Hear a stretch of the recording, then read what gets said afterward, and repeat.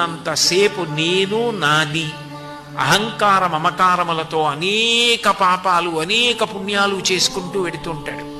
అమ్మవారు ఏం చేస్తుందంటే, ఒరే ఈ రాగం ఉన్నదే, ఈ నా వాళ్ళు నాది నాది నాది అన్న మాట నీతో ఎన్ని పాపాలు చేయించేస్తోందో నీకు తెలియట్లేదు.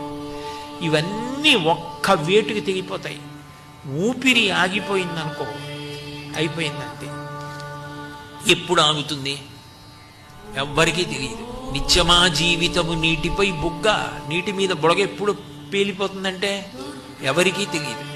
నళినీదళగద జలమతి తరళం తత్వజీవితమతిశయ చపలం విద్ధిర్వ్యాధ్యభిమానగ్రస్తం లోకం శోకచ హంత సమస్తం అంటారు.